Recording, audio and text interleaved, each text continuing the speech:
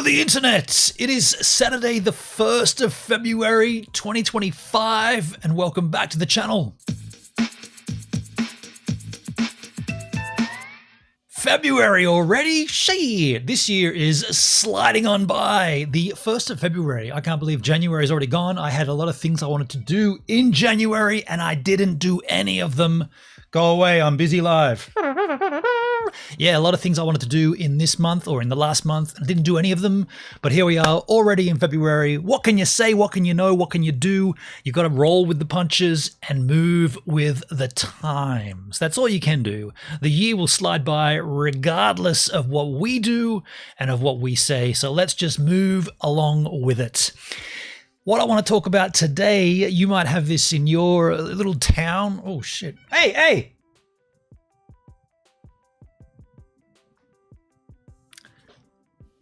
Okay, so in your town, you may have seen these signs, no overnight stays, including in vehicles.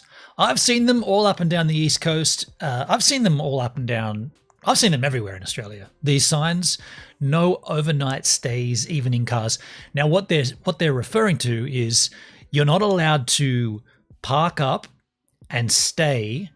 You're not allowed to free camp is essentially what they're saying. Now, me being the pedantic bastard that I am, I always wondered what's the classification that trips it into an overnight stay. Now, hear me out here. If you go somewhere, let's say it's daytime. Let's say it's like 1 p.m. and you go to a lake. And there's a big foreshore area, beautiful setting, facing to the west, awesome place to see sunset. You set up there with your awning and your camping gear, and you have a fantastic afternoon into the sunset. You stay there until the evening, and then as the sun dips and you've finished up, you've had your food, you've done all your thing, then you roll out, right? That's permissible. Am I correct in saying that's completely, you're allowed to do that? You can do that anywhere, right? So then flip it around a little bit and put it the other way and say, okay, there is a lake with a foreshore and it faces east. And I want to get there early for a sunrise. I want to see the sunrise up over that lake instead of the sunset in the west. So you get there nice and early. Maybe you get there, maybe it's a real busy spot. Maybe you've got to get there at like 4 a.m. because, I don't know, the fishing dudes are always there at sun up as well. So you got to maybe, heaven forbid, maybe it's Australia Day and you've got to get there way early to claim your spot. So what is considered too early to be there on the east side and what is considered too late to stay there on the west side? Do you see where I'm going with this? If you're not allowed to stay overnight, where does this cut off and cut on and cut in? By the way, this is a YouTube stream. If you want to contribute to this conversation, this riveting conversation, if you want to have your say, you got to do it on the YouTube, on GivesAMinute. Come on over. I see the viewers on the other machines. I am beaming and I am restreaming, but please come over to the YouTube machineskis. We can all have a good chat here. So this is what I came up with, or this is what I think is going on. I feel like overnight has to be considered when the clock goes 11:59 p.m. 12 a.m., right? At that point, you've stayed overnight. When the day that you arrived now becomes the next day, and that only happens at the stroke of midnight. So if you arrived for the sunset at 4 p.m. and you left at 10 p.m., that theoretically shouldn't be any different than arriving at 4 p.m. and leaving at 11:59 p.m. And then, of course, if you wanted to extrapolate that even further, you could say, well, then I could also arrive at 12:01 a.m. and that shouldn't be any different than arriving at 4 a.m. for the sunrise. So how would this play out logically or logistically? If you wanted to stay somewhere and you wanted to stay from one day to the next, but you didn't want to break the rule, do you have to move your vehicle between 11:59 and 12:01 a.m.?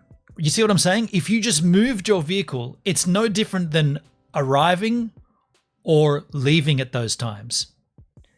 Theoretically, if you're going to go by and we all use English. That's the language, right? We all speak the common tongue. So the word, I guess the real question is, what does the word overnight actually mean?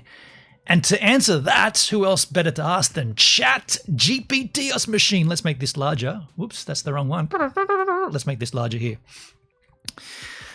Let's ask the machine of everything. What does overnight literally mean? Miana? Mean.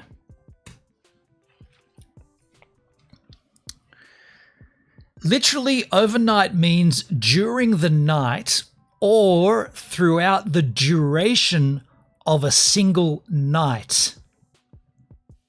Okay. It typically refers to something that happens between evening and morning.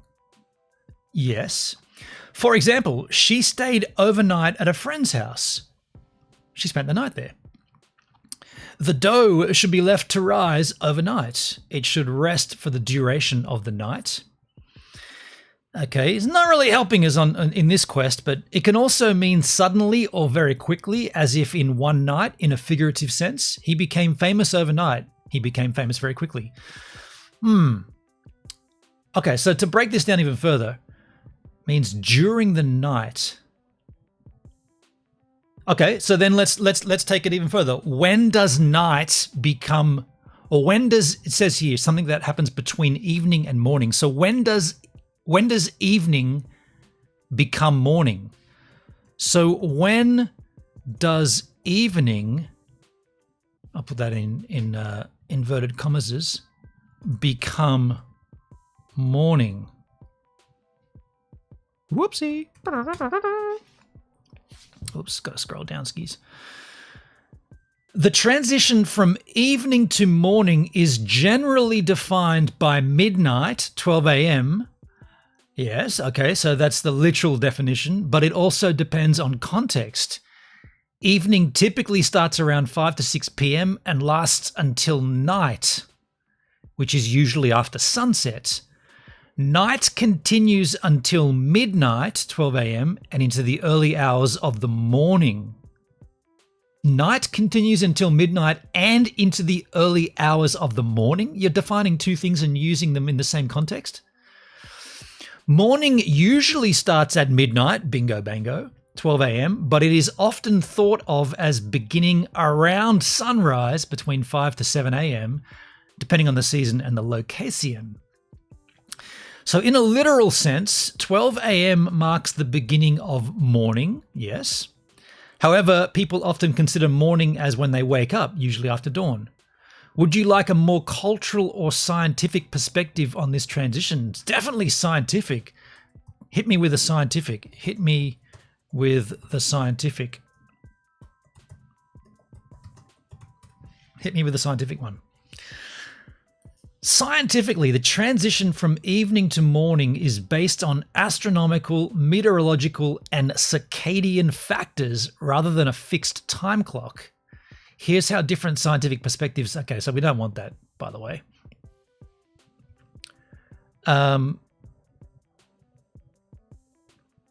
So would it be fair to summarize thus?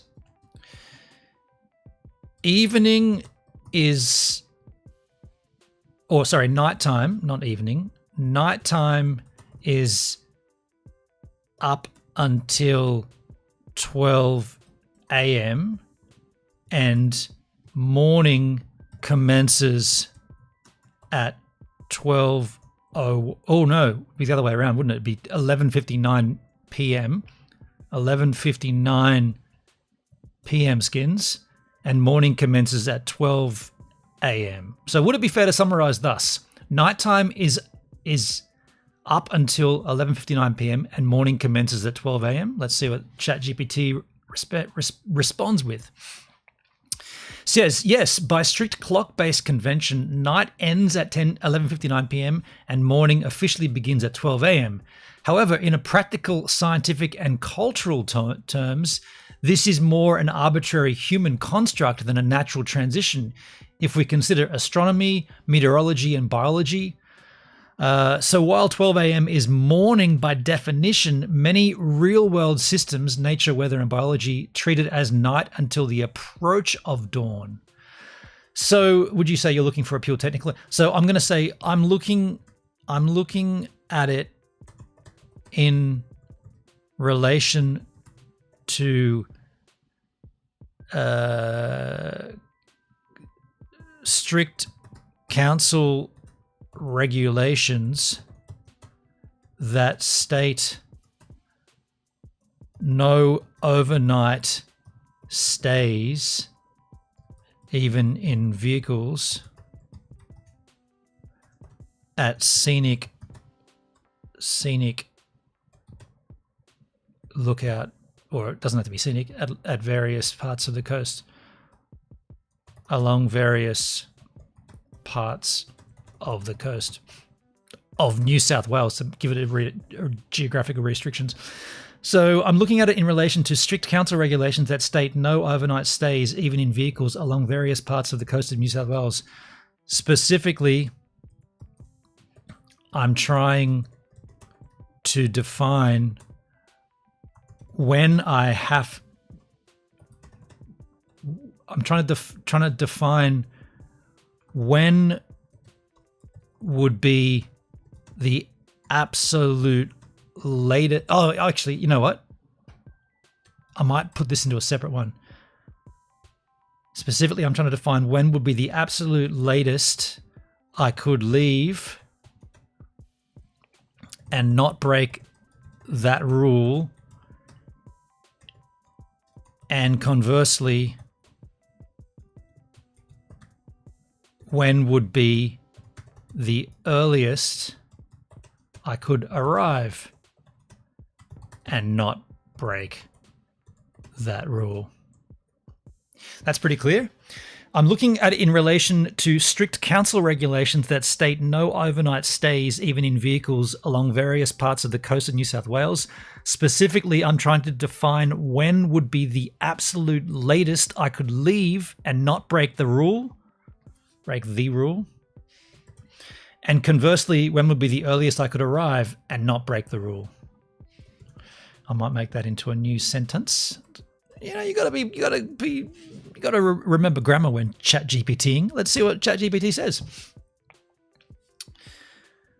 In the strictest legal sense, based upon a clock-based interpretation, overnight would be from 12 a.m. to 11:59 p.m.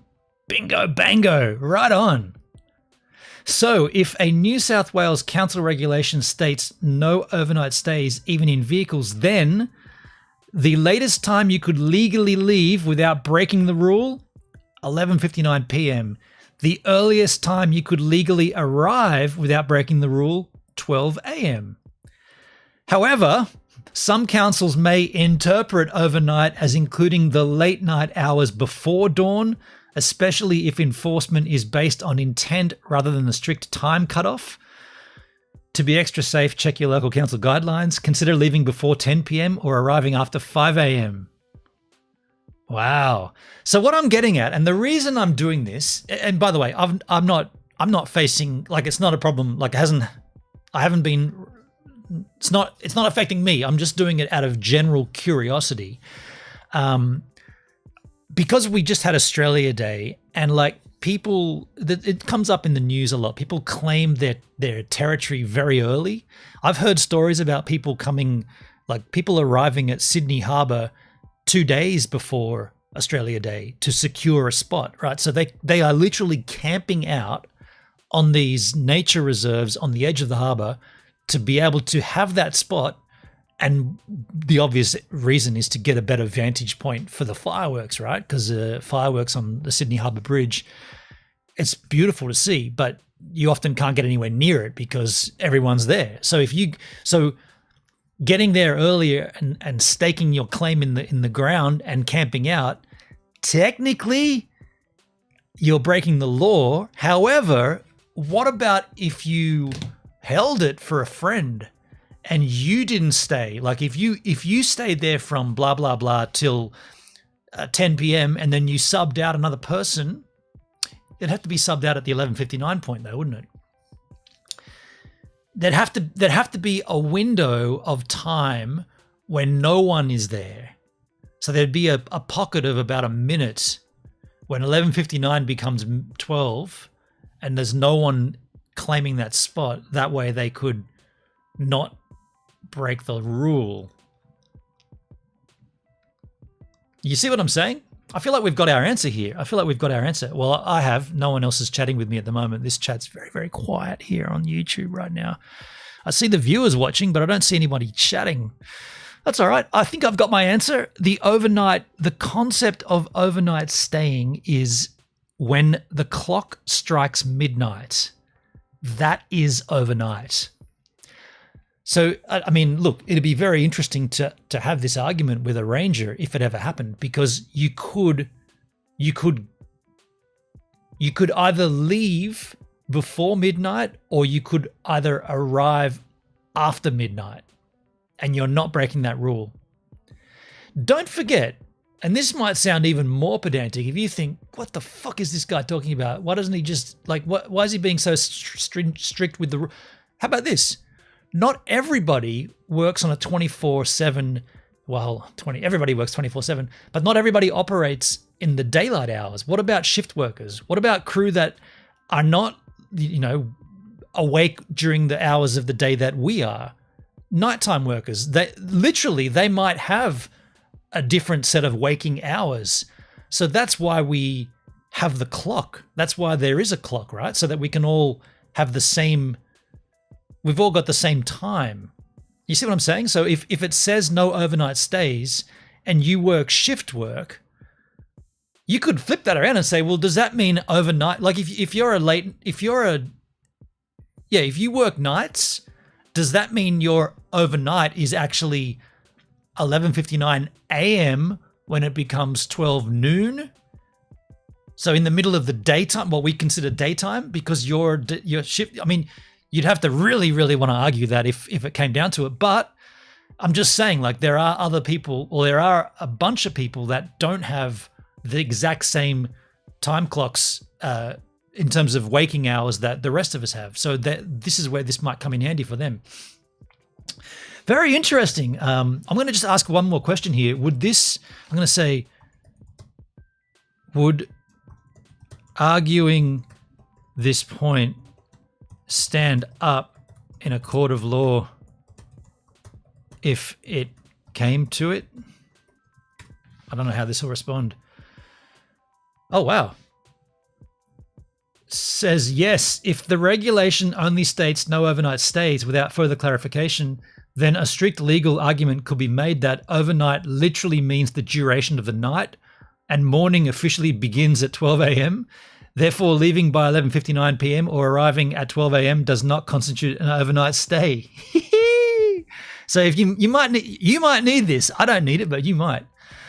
Would this hold up in court? Strength of the argument. There's a strong case if the regulation is vague and does not define overnight.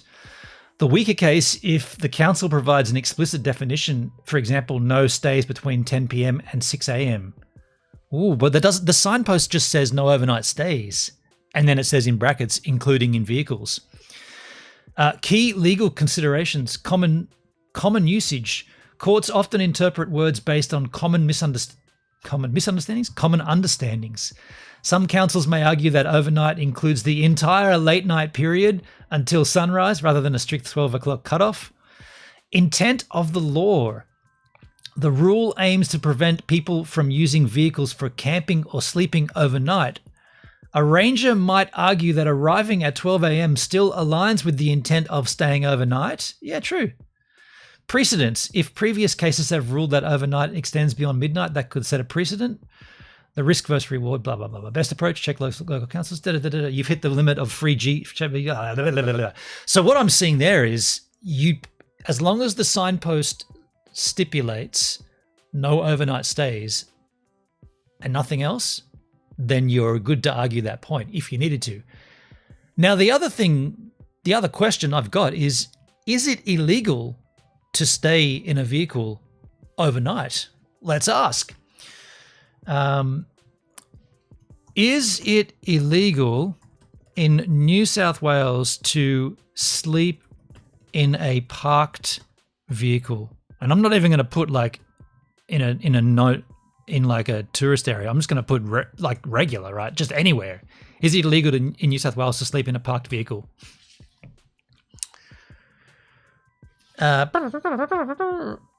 In New South Wales, it is not illegal to sleep in a parked vehicle in general, but there are local council regulations and road rules that may apply, particularly regarding overnight stays or camping in vehicles. Here's a breakdown.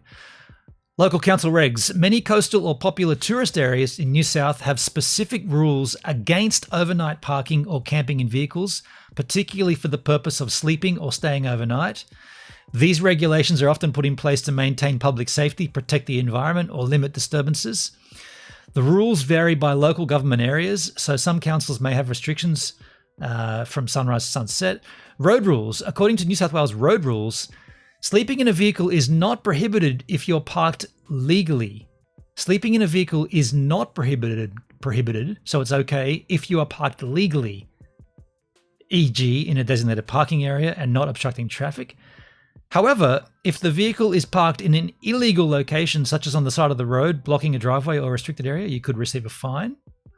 Penalties. If you're in a no overnight parking zone, you might be fined by local authorities. If you park overnight in restricted zones, like a no parking and no camping areas, you could face penalties. Special considerations, rest areas or designated camper van parks. Some areas may have designated rest areas or camper van parks where overnight stays are allowed. Residential areas.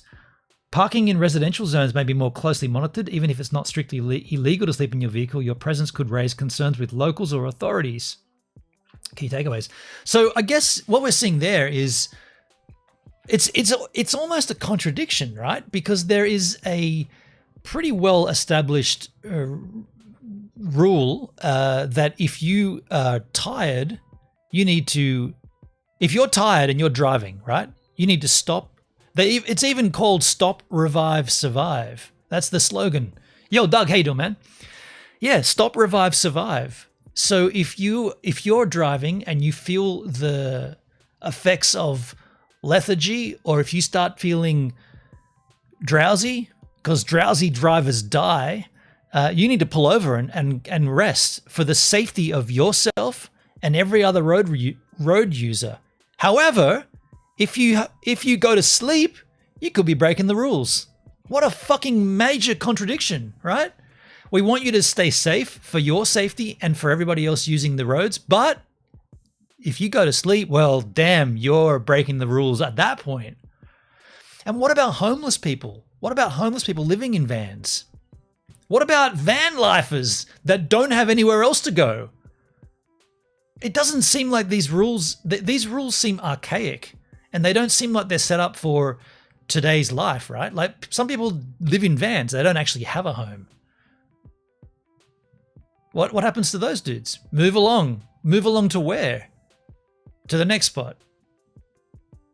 You know what usually it is? It's usually the LGA, the local government area, trying, and this is also wrong, they're trying to get people to go and stay in the caravan parks, right? And the theory there is, well, if you're free camping, you're not contributing. But I tell you this, every person that I've known that free camps, and including myself, we all use the facilities. We all go to the local store. We often go to the local bowling club and have dinner. We go shopping in the local shops. We contribute as much as anybody else. Yeah, maybe we're not as affluent and maybe we haven't got as much free cash to go and spend $60 to stay in a big four, but we contribute just as equally everywhere else in society, buying fuel, buying food, using local amenities, maybe going to local theaters or whatever it is. We definitely contributing. So that theory is rubbish. And by the way, now that I think of it, when did this all start? Because like, if you look on like Facebook, you see like these nostalgia Facebook groups of people like camping on the coast and like, you know, getting down the coast for a surfing weekend, and they just drive onto the sand and park up wherever they damn well please. When did we become to this point where it's like, can't do that, too many rules, can't do this, can't do that?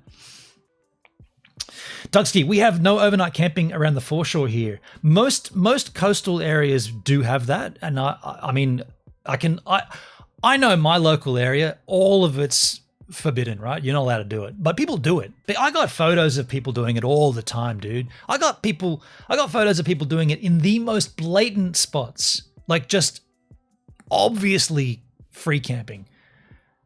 I just take photos of them just for shits and giggles. There's been a dude, well, not anymore, but there was a dude up at Crookhaven Headlands. He was living there, right? He had his things set up like full time, like.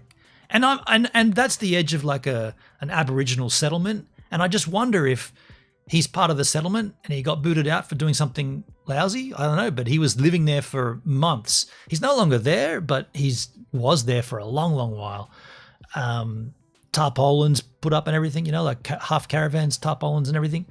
So like, do they tell, and I'm not saying this guy was homeless, but do they tell homeless people to move on as well? What about homeless people? Let me see.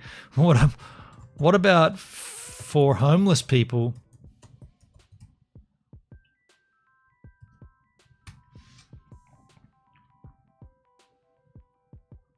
In New South Wales, homeless individuals are not specifically prohibited from sleeping in their vehicles, but local council regulations and laws related to public spaces can still create barriers.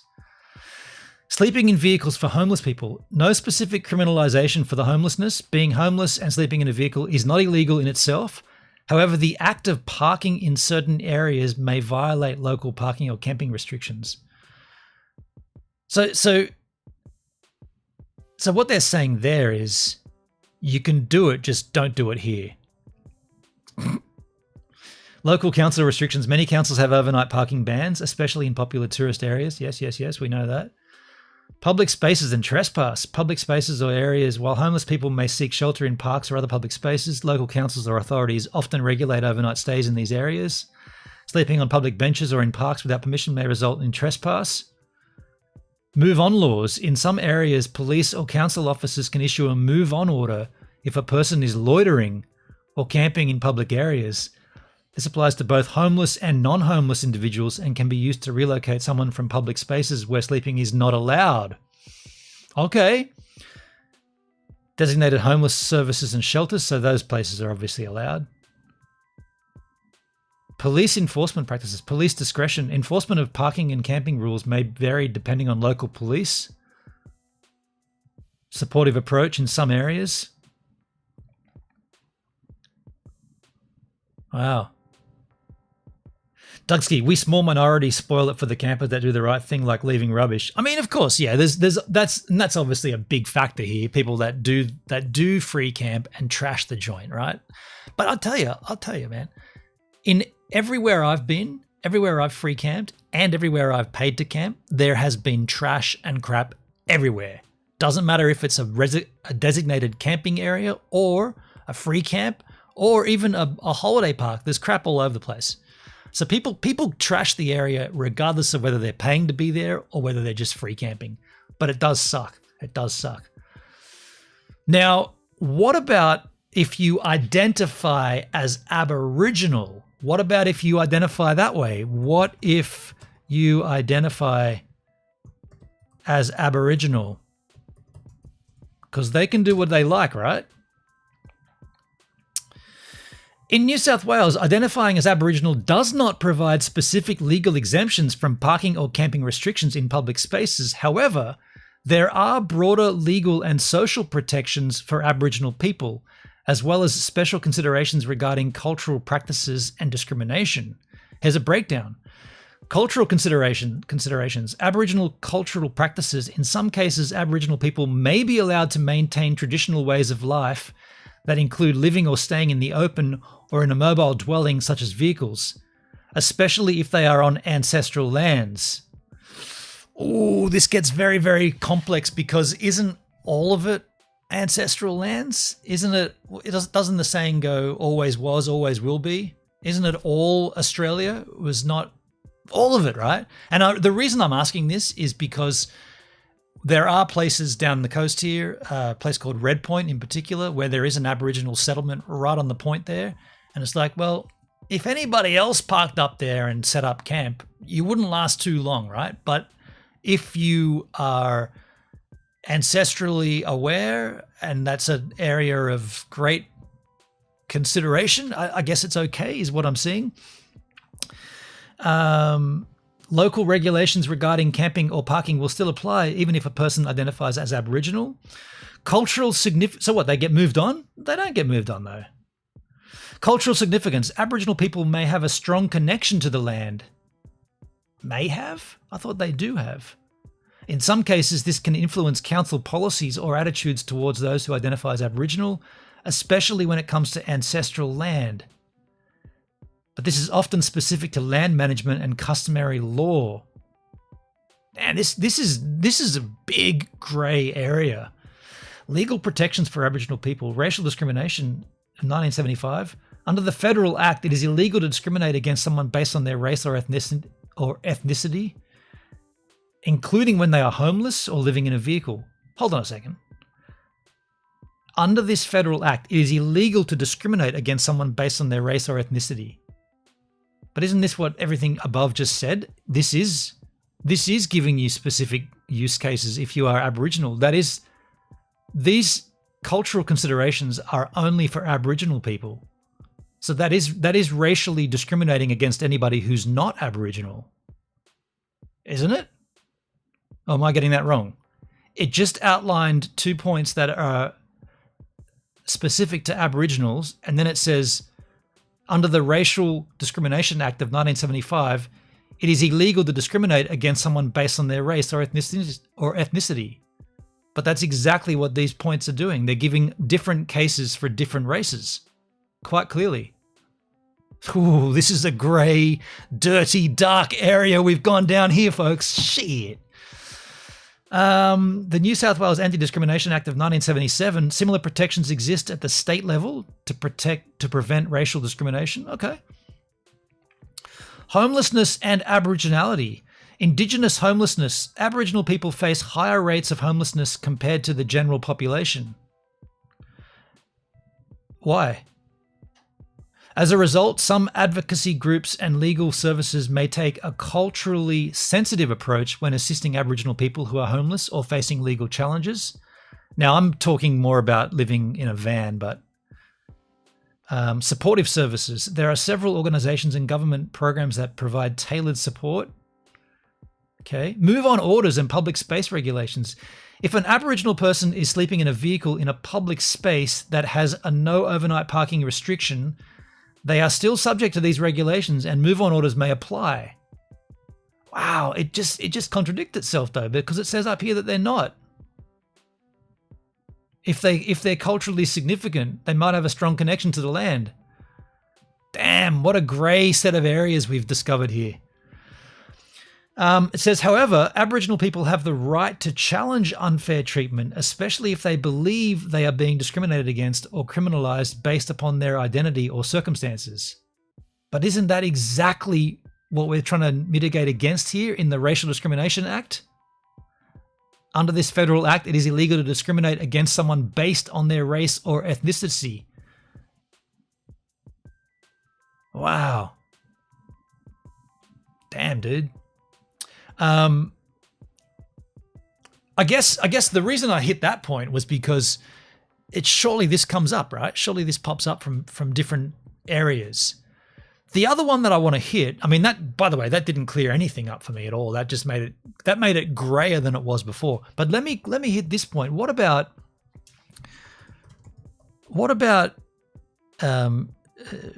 stop. Okay, hang on. We got to get back out of it. Forgetting the Aboriginal aspect, you got to talk to ChatGPT like it's a person. What about stop, revive, survive. Survive. Suffice? Survive. The campaign that promotes safe driving on long-haul trips, long-haul journeys, when the driver is fatigued. The Stop, Revive, Survive campaign is an important road safety initiative aimed at reducing fatigue-related accidents on long journeys. It's a New South Wales government initiative emphasising the importance of taking regular breaks to stay alert and safe on the road. Key aspects of Stop, Revive, Survive. Stop. If you are driving for long periods, especially on highways, fatigue can quickly set in. The campaign stresses the need to stop regularly, even if you are not feeling tired, to ensure you are always alert behind the wheel. Revive. Once you stop, it is important to revive yourself by getting out of the vehicle, stretching, walking around and refreshing yourself. This helps to get your blood circulating and reset your focus. Some drivers also find it helpful to drink water and have a light snack or take a short nap if they're feeling drowsy. This can help recharge before continuing the journey. Survive. The final point is to ensure that by stopping and reviving, you're maximizing your chances of surviving the journey safely by being well rested and alert. Fatigue-related accidents are often fatal, so taking these breaks is critical to maintaining safety on the road. Good, good, good. Legal implications and parking, rest areas. This is probably what we need, right? The campaign often encourages drivers to stop at designated rest areas or truck stops along highways where it is legal and safe to take breaks. These areas are intended for drivers to rest, take naps, and revive before continuing the journey. Notice it doesn't say sleep. You can't get into a sleep state. If you rest and take a nap, that's good. But if you go into ZZZZZ, if you start sleeping, you're now entering in a different state. Here we go. Vehicle sleep. If a driver chooses to rest in their vehicle as part of this campaign, it is not necessarily illegal unless the vehicle is parked in a restricted area, such as in a no overnight parking zone. So if you're on a long haul journey and you get fatigued, you better fucking hope that that fatigue didn't set in any area where it says no parking and no overnight stays. What if you happen to be driving into a remote coastal region and fatigue sets in? You want to, if you want to pull over and rest and stop, revive, survive, maybe you're not allowed to. You got to keep going, get tired, and die. Keep going, get tired, die. If you're not allowed to stop, revive, survive. Many rest areas along the highway allow drivers to stop and sleep briefly. A brief sleep. They're even calling it brief sleeping. You can only sleep briefly. Only one dream is allowed. One dream, that's all. What a load of shit. What a load of absolute shit. You can stop and sleep briefly. It's right there. Briefly sleep. Excuse me, officer, I was just sleeping briefly. Well, we knocked on your window 3 times and you didn't seem to move. And it's like, well, I was briefly deep sleeping. It was only brief though. I set my alarm to wake me up in a. Do we have to ask what is briefly sleeping? Do we have to define what brief is? Jeez. It's too grey. There's too much greyness here. Just get rid of these rules. Let people be people. People should be people. You should be able to drive and park and camp and go surfing, right? What a load of shit. How this relates to parking and sleeping in vehicles. While resting in your vehicle during a long journey is in line with the campaign's objectives, the location matters. Like I said, you better hope you don't get fatigued anywhere outside of these areas. It's good if it's in a designated rest area or a truck stop. Parking in restricted zones or public spaces with no overnight parking. Yeah, that's what we just saw. Wow. Okay, so let's get pedantic here. So how would you define? Did it say brief sleeping or sleep briefly? Brief sleeping. Sleep briefly. Sleep briefly. Sleep briefly. Sleep briefly. The term sleep briefly in this context of stop, revive, survive is generally understood as a short rest or a nap. No. Sleeping is not resting and napping. Sleeping is sleeping. Resting is resting and napping is napping, you idiots.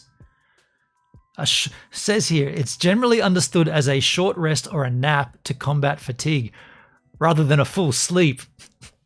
While there is no strict, universally defined time for briefly, here's a typical breakdown. This is where we get into problems with English, right? Like if there's no definition for the fucking word, why would you use the word? Excuse my language. Definition of sleep briefly. Duration. It is typically means a short nap of anywhere from 10 to 30 minutes. Really? Anywhere between 10 and 30? This is long enough to give your body a quick recharge and reduce the effects of drowsiness, but not long enough to enter deep sleep stages, which might make you feel groggier afterwards. Okay, so if you get into the deep sleep, you're doing worse for yourself. The purpose, the goal is to refresh and reduce fatigue, not to sleep for hours. The nap, it's either a nap or a sleep. Get it together. The nap should serve as a way to restore alertness, especially during long drives. It's usually not intended as a substitute for a full rest or sleep, but rather a temporary solution to help drivers stay safe on the road. And here are some signs that you might need to sleep briefly. If you are feeling drowsy, yawning frequently, or having trouble focusing on the road, taking a brief sleep can help you revive. There you go. Optimal napping time. Optimal napping. Now they're using the term napping, and before they were using the term sleep. Research suggests that 10 to 20 minutes is ideal for a quick nap to boost alertness without leading to sleep inertia, which is the grogginess. If you have the time and need to recover more, a 30-minute nap might be effective, but it's best to avoid going longer to prevent feeling disoriented. Guidelines, rest stops, blah, blah, blah, blah, blah.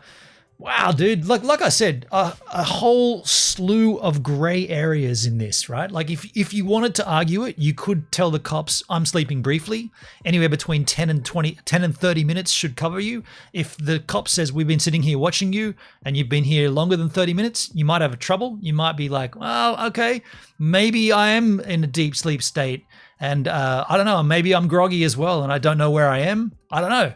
You'd have to argue that yourself. But the overall takeaway that I'm receiving from here, from everything we've learned today on this stream, I'm understanding there is a set of rules which can be overwritten by a local government association or a local government area. So the general rule is it's not illegal to sleep in a vehicle. However, if the council has set up signs saying you can't do it here, you can't do it here. If the sign says no overnight stays and nothing else, or no overnight stays including in vehicles, and it doesn't specify any timing, you can legally overnight stay as long as you leave before 11:59 or arrive after 12:01 a.m. That's what I'm understanding from this. And then, of course, a hell of a lot of gray areas to confuse you. It's not very clear, and the rules are different for different people. So there is a racist element to this, and it's based upon what race you are. Unfortunately, that's black and white or gray and white, ChatGPT, it's right there. So there is a general rule that says it's not, and this is New South Wales, of course. This could differ wherever you live, but what we just learned is that in New South Wales, it's not illegal to sleep in a vehicle. Local government areas can set up their own signage. If the signage doesn't specify a time and it just says no overnight stays, you can leave before midnight and you can arrive after, and you're not breaking that rule by the strict interpretation of English language. It's different for different races. If you identify as a different race, you are under a different set of regulations, which then gets contradicted because it says, no, you're not, but yes, you are. So go figure that one. And then the whole Stop, Revive, Survive campaign of, I guess, the early 90s is still in place, but you can only take brief naps, which includes sleeping, but only briefly. Anywhere between 10 to 30 minutes is considered a brief sleep. Don't go any longer because then you enter into a state of grogginess and you might wake up and feel disoriented. By the way, I don't know if this existed elsewhere, but in New South, back when this Stop, Revive, Survive campaign was sort of just kicking off, they used to have free coffee and Kit Kats. I don't know if you guys remember that. At these driver reviver, they were called. You could pull in and they gave the driver of the vehicle, it was like Kit Kats and snacks and coffee and shit. They used to have like booths, and like you just drive in, get out, go to the booth and say, I'm the designated driver. I'll take a few Kit Kats and some a hot chocolate or a coffee, whatever you want. And it was all free, right? They stopped doing that.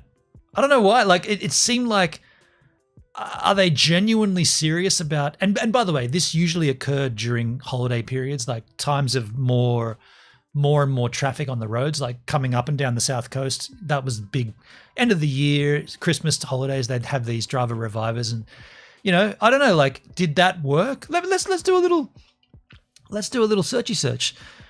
Did the driver revive? I'll put this in driver. I'll see if ChatGPT remembers the driver reviver revivor. How do you spell reviver? Reviver campaign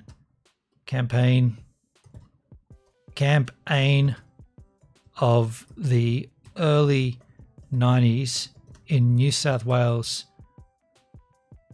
where they used to give free Kit Kat,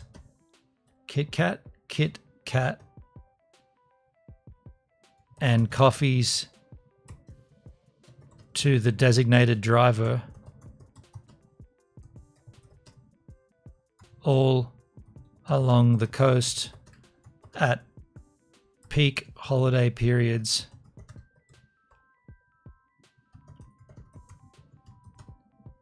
Help reduce fatality numbers at all? Did the driver reviver campaign of the early 90s in New South Wales, where they used to give free Kit Kats and coffee to the designated driver, take the word all out, driver along the coast, up and down the coast, up and down. That's where I remember it happened. It might have happened everywhere, but up and down the coast at peak holiday periods help reduce fatality numbers at all? Let's see. Yes.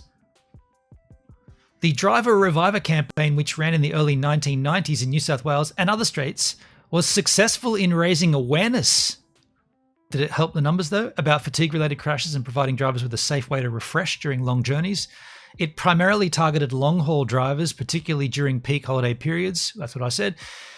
Key elements of the driver reviver campaign: free Kit Kats and coffee. One of the hallmark features of the campaign was setting up at rest stops along key highways where drivers would take a break, grab a free coffee, and enjoy a Kit Kat. This was meant to provide a quick energy boost and encourage drivers to take breaks before continuing their journey. It happened in peak holiday periods, around Christmas, blah, blah, blah, blah, blah. Impact on road safety. Initial success. The campaign did seem to have a positive impact on reducing accidents. By encouraging drivers to stop and refresh, it raised awareness about fatigue and the importance of taking breaks, helping reduce the number of accidents. Do we have numbers on that, though? Fatigue-related accidents. While comprehensive statistics on the long-term impact of the driver reviver campaign on fatalities are harder to pinpoint, there was evidence. Why is it harder to pinpoint? You've either got the numbers or you don't. There was evidence to suggest a decline in fatigue-related crashes. How come they just don't have the numbers? Either it did or it didn't, right? By promoting the idea of regular breaks, it helped address one of the leading causes of accidents. The evolution and broader impact, fatigue management. In the following years, driver reviver campaigns, similar programs were integrated into broader safety, stop, revive, survive, blah, blah, blah, blah, blah, blah. Public awareness, continued focus on fatigue. There's a more modern approach to fatigue prevention now, includes rest areas, education So they're no longer giving out chocolates and coffee. It's like, come over here and learn. Forget your free chocolate and coffees. You're just going to have to sit down and learn, kids. Although the driver reviver campaign is no longer as prominent today, its legacy lives on in a modern approach. A modern approach includes no food and coffee. While it is difficult to directly attribute a precise reduction in fatalities purely to the Driver Reviver campaign, so it didn't work, right? It says while it is difficult to directly attribute, it contributed significantly. So you either have the numbers or you don't. Do we have the numbers to prove its efficacy or not?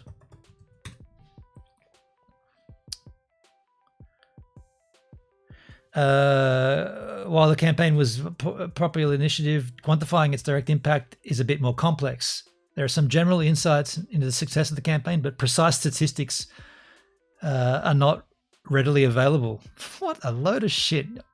Fatigue-related crashes in the 1990s. During the early 90s, fatigue-related accidents were a significant concern. The Driver Reviver campaign was launched to address this specific issue, targeting long-haul drivers.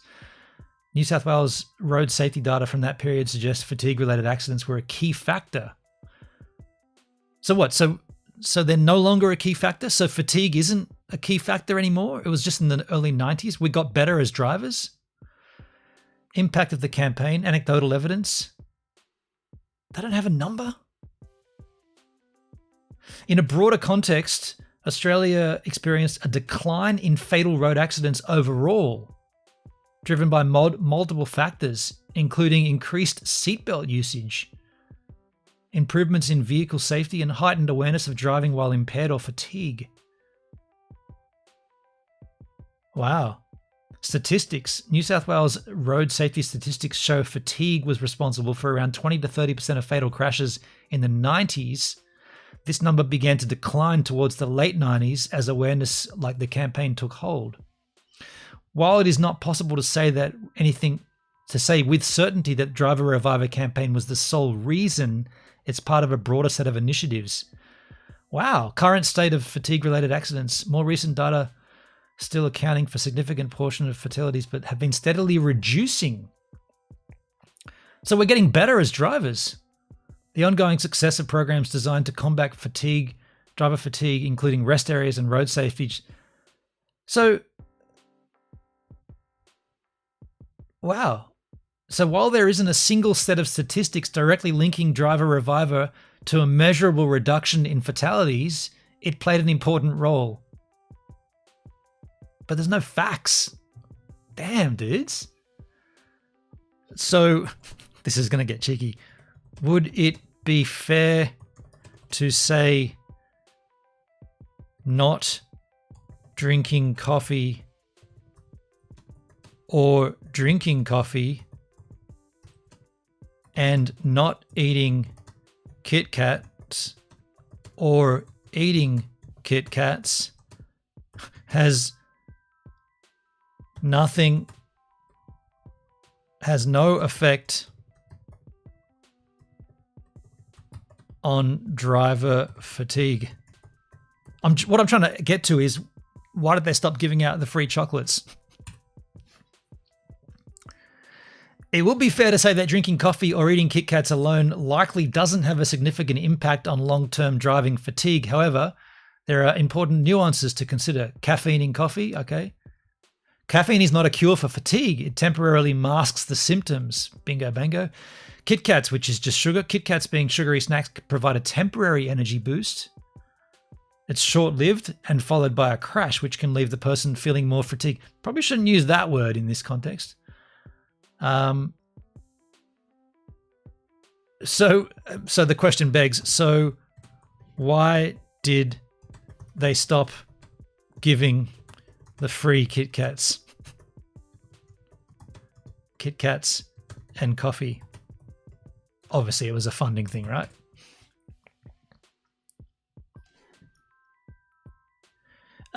It gained popularity, the Driver Reviver campaign, due to its high visibility and immediate impact in addressing the fatigue during peak travel times. However, over the years, the practice of handing out free Kit Kats and coffee at roadside stops was phased out. Several factors contributed to this change. Changing health and dietary guidelines. No shit. As public awareness of health and dietary concerns grew, there was a shift toward promoting healthier options rather than sugary snacks.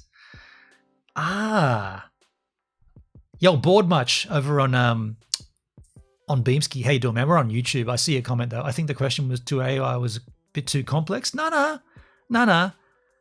You're wrong there. AI can handle this. You got to just talk to it like a human. But thanks for your comment, man.